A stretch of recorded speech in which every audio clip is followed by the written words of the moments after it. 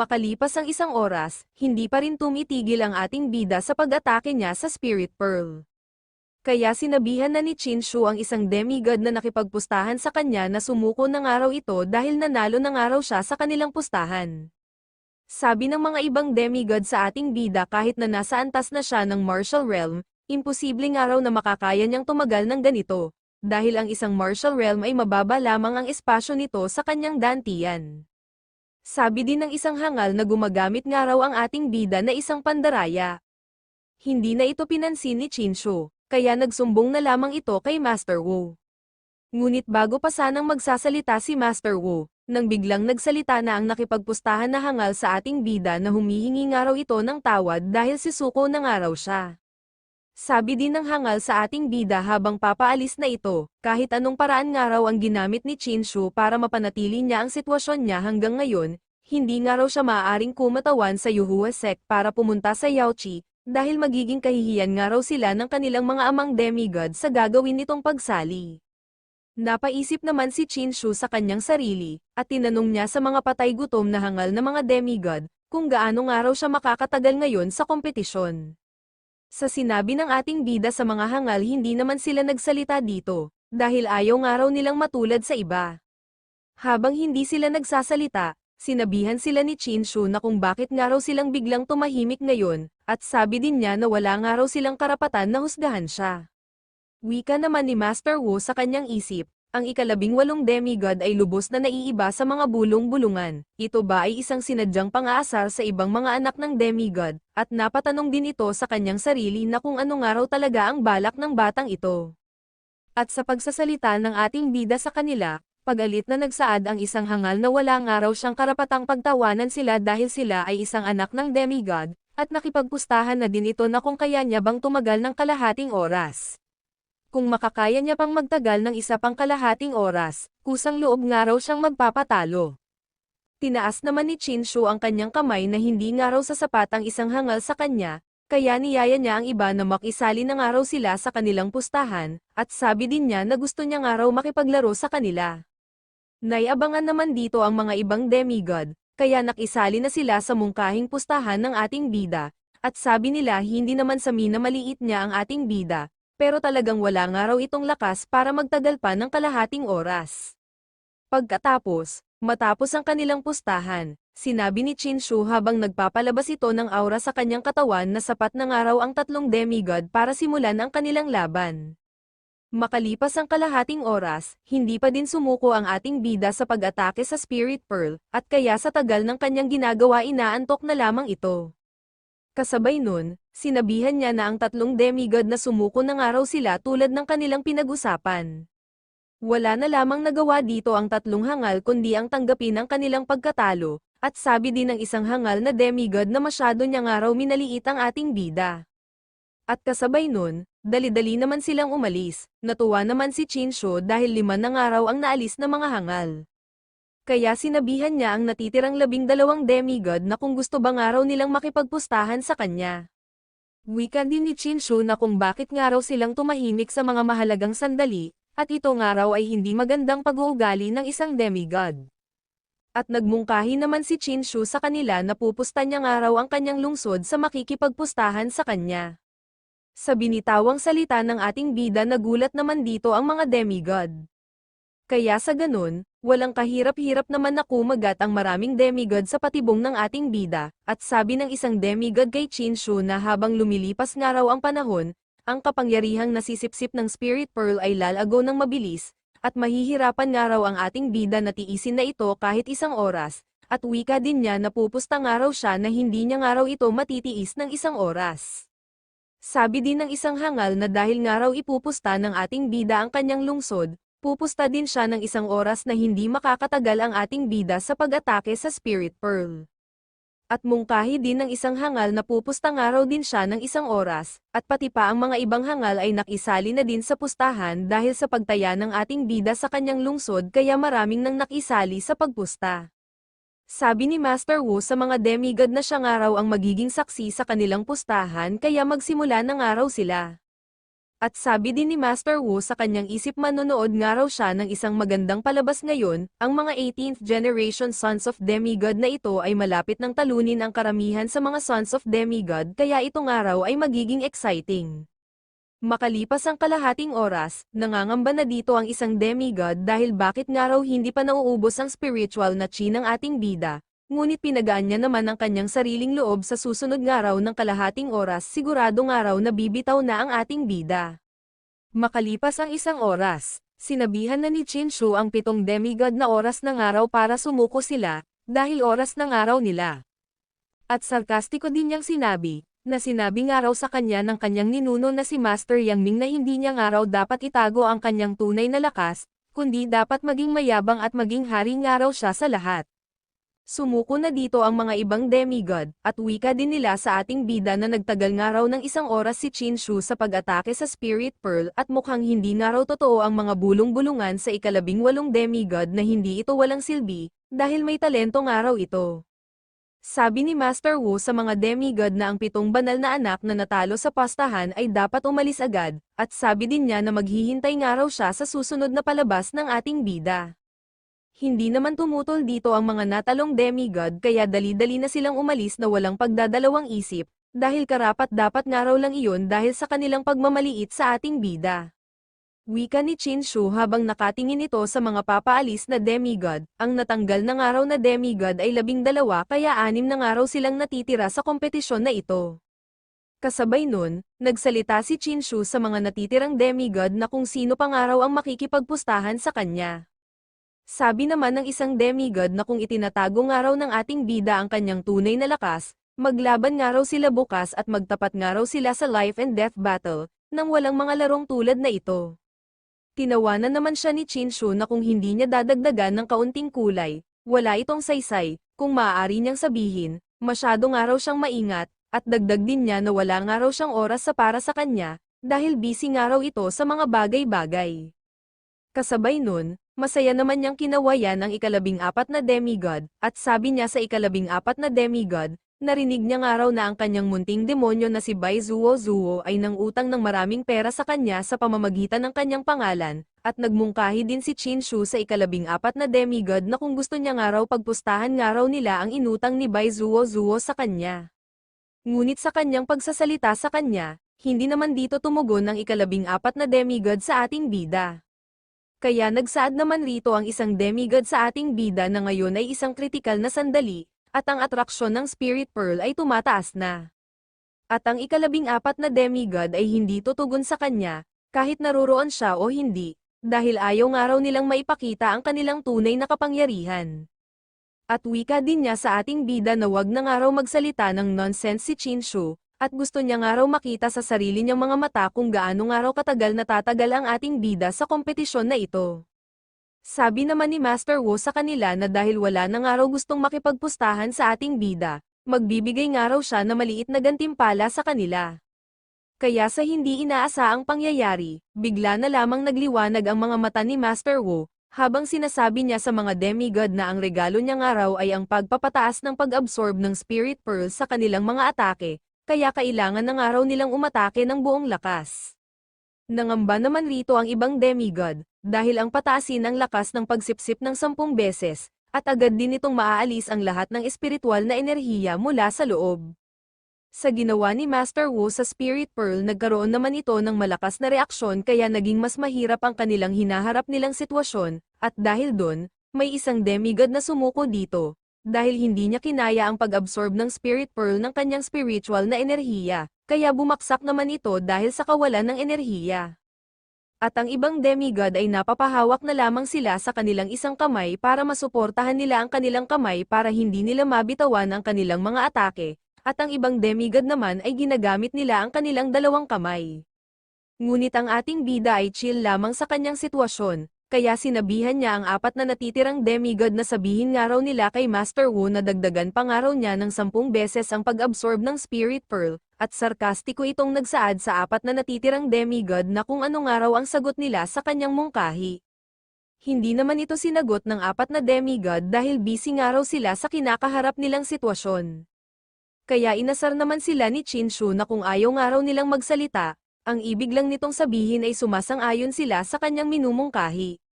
Nagagalit naman na nagsaad dito ang isang demigod sa ating bida habang hirap na ito sa kanyang sitwasyon, na wag nga raw maging mayabang ang ating bida sa kanyang pinagsasabi, at dahil sa pagiging mayabang nito madali lamang itong mamamatay sa kanyang kayabangan. Nginisihan naman siya ni Chinshu habang sinasabi niya sa hangal na nagmungkahi lamang siya ng isang hamon sa kanila, at kung hindi nga raw ito kaya ng hangal, mas mabuti pang sumuko na ito. Sa sinabi ng ating bida sa hangal, nanggalaitin naman ito sa galit, kaya dali-dali niyang sinabihan si Master Wu na dagdagan pa nga raw niya ang pag-absorb ng Spirit Pearl. Sumang-ayon naman rito si Master Wu, kaya dali-dali na niya itong ginawa, at sabi din niya, dinagdagan niya nga raw ng 10 beses ang pag-absorb ng Spirit Pearl sa kanilang mga atake.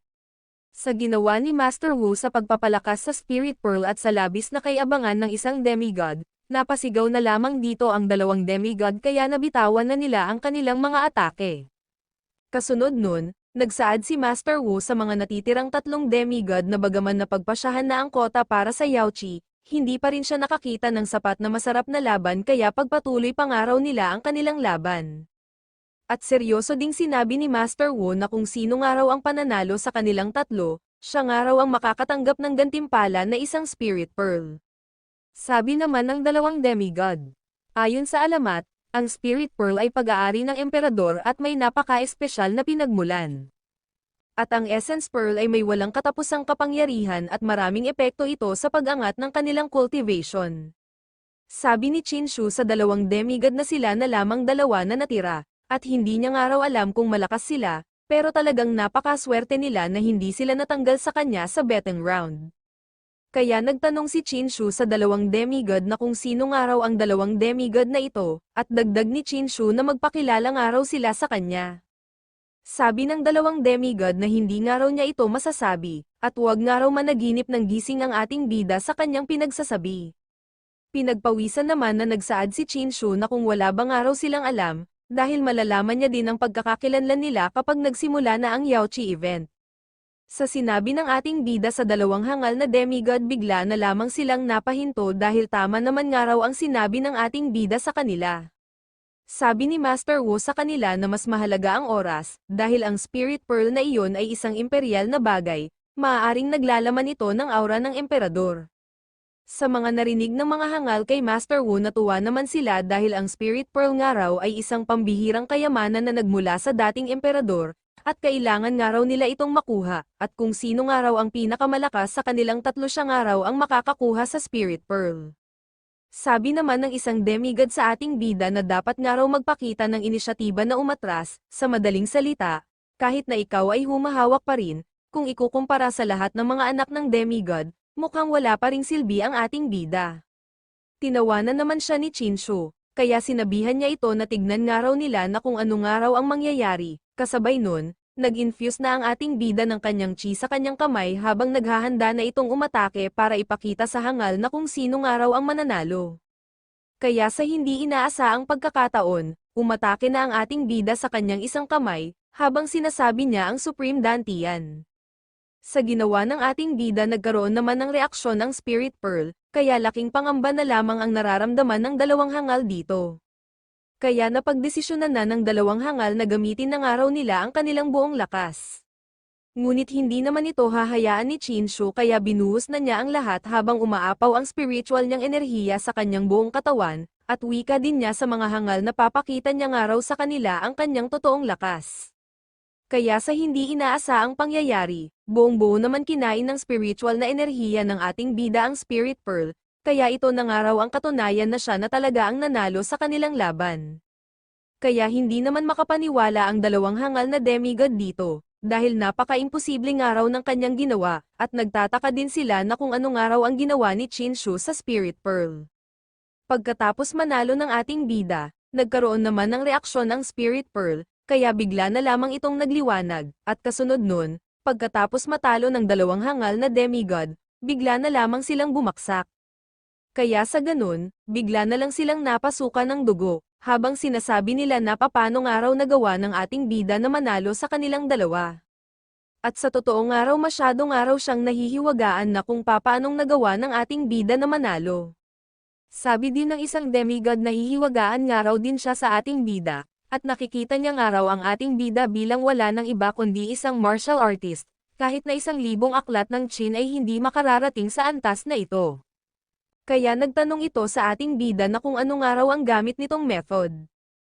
Hindi naman ito sinagot ng ating bida, dahil nagtanong ito sa hangal na kung bakit niya nga raw ito tinatanong sa kanya, at sinabi din ni Qin Shu na lahat nga raw sila ay nagtatago ng kanilang mga pagkakakilanlan, kaya wala nga raw itong karapatan na magtanong sa kanya, tulad ng ginawa niya sa kanya kanina. Sa sinabi ng ating bida sa kanila wala na lamang silang nagawa kundi ang manahimik na lamang. Kaya kasunod nun, sarkastiko naman na nagsaad si Qin Shu sa kanila na umalis na nga raw sila dahil nakabukas na nga raw ang pintuhan para sa kanila. At sabi din ng ating bida habang nakataas ang gitnang daliri nito habang sinasabi niya sa kanila na noong una, may karapatan silang tawaging walang silbi ang katulad niya, pero ngayon tila naging isang grupo sila na walang silbi. Nanggalaitin naman sa galit rito ang hangal kaya sinabihan niya ang ating bida, huwag nga raw siya masyadong magmayabang, dahil pagkatapos ng araw na ito, naniniwala nga raw siya na maraming mga demigod nga raw ang magmamasid sa kanya. Kasabay nun, nagsalita naman rito ang isang demigod na may 4 na salita nga raw siyang sasabihin, at para din ito sa ikakabuti ng ating bida. At sabi din niya kay Qin Shu na ibigay niya nga raw ang Spirit Pearl sa kanya, at kung may sino mang anak ng demigod na tatutol sa kanya, maaari niya nga raw garantiyahan na mapoprotektahan niya ito mula sa kapahamakan, at nagtanong din ito na kung ano nga raw ang sa tingin ng ating bida sa kanyang minumungkahi. Ngunit ang sinabi lamang ni Qin Shu sa hangal na siya na nga raw ngayon ang kanyang nabigong alipin, at nagtanong din ito na ano nga raw ang mga kwalipikasyon nito. Sinabi ng hangal na hindi ba nga raw alam ng ating bida na hindi lahat ng demigod ay ganito kabuti. At paliwanag din niya sa ibibigay niyang magandang salita sa ating bida, bawat anak ng mga demigod ay may iba't ibang trump card, at sila ay magaling sa iba't ibang bagay, kahit na ang anak ng mga Diyos nakakapanalo lang sa pastahan, tiyak na marami pa ring mas malakas kaysa sa kanya, at sinabihan niya din ng ating bida habang nagagalit ito, na sana nga raw ay nakatulong sa kanya ang kanyang mga salita. At kasabay nun, umalis na din ito sa Yuhua Temple. Makalipas ang ilang sandali, hawak-hawak na ni Qin Shu ang kanyang gantimpala na isang Spirit Pearl, at masaya niyang sinabi na ito nga raw ay napakagandang gantimpala. Kasabay nun, binati naman siya ni Master Wu sa kanyang tagumpay. Kaya nagpasalamat naman rito ang ating bida, habang pinupuri niya si Master Wu, na si Master Wu nga raw ang pinaka-the best na flying Pokemon type na nagsasalita sa buong mundo. At seryoso din na sinabi ni Qin Shu sa kanyang isip na ang ibong ito ay may misteryosong pinagmulan, may mataas itong katayuan sa Illusion Flower Sect at madalas na kumikilos sa ngalan ng pinuno ng sekta, at kung makakasundo niya ito, tiyak nga raw na makakakuha siya ng maraming benepisyo, kaya kailangan niya nga raw ito maging kaibigan. Sabi ni Master Wu sa ating bida na lahat ng iba pang mga anak ng demigod ay napakakalmado, pero sa kanyang palagay, tanging si Qin Shu lamang, ang tila pinaka-natural, at dagdag din niya na ang labanan para sa pinuno ng trono ng emperador ay tiyak na makukuha ito ni Qin Shu. Nagpasalamat naman rito ang ating bida kay Master Wu, dahil sa natatanggap nitong magagandang salita sa kanya. At sabi din ni Master Wu kay Qin Shu na gusto niya nga raw ito dahil mabait nga raw ito sa kanya at hindi nga raw ito mayabang tulad ng ibang mga demigod. At kasabay nun, pinagaspas naman ni Master Wu ang kanyang pakpak para mabigyan ng blessing ang Spirit Pearl, at wika din niya sa loob ng Spirit Pearl na iyon, mayroong malaking pagkakataon, at orihinal itong nasa nakasarang estado. Kaya kahit kunin niya ito ay wala itong magiging silbi sa kanya ngunit ngayon, binuksan na ito ni Master Wu para sa kanya at ibinalik niya nga raw ito sa dati upang mapag-aralan nga raw ito ng maayos ng ating bida. Kasabay nun, bigla na lamang nagliwanag ang Spirit Pearl sa kamay ng ating bida, kaya masaya naman na pinagmamasdan ito ni Qin Shu, dahil sa tulong nga raw ni Master Wu sa kanya, madami nga raw siyang matatanggap na benepisyo, tulad na lamang ng blessing nito sa kanyang Spirit Pearl. Makalipas ang ilang sandali, pauwi na naglalakad ang ating bida, at wika din niya habang pinagmamasdan niya ang Spirit Pearl sa kanyang kamay. Sinasabing ang Spirit Pearl ay may walang katapusang mahika, ngunit ano nga ba ang mga gamit nito? Ang tanging tiyak niya lamang ay ang Spirit Pearl na ito ay nag-iimbak ng napakalaking halaga ng mental na enerhiya, at napatanong naman ito sa kanyang isip na kung maaari ba itong pakawalan, at dahil sa kuryosidad ng ating bida sa Spirit Pearl, Dali-dali niya naman sinubukan gamitin ito, kaya sa ginawa ng ating bida bigla na lamang nagkaroon ng reaksyon ang Spirit Pearl.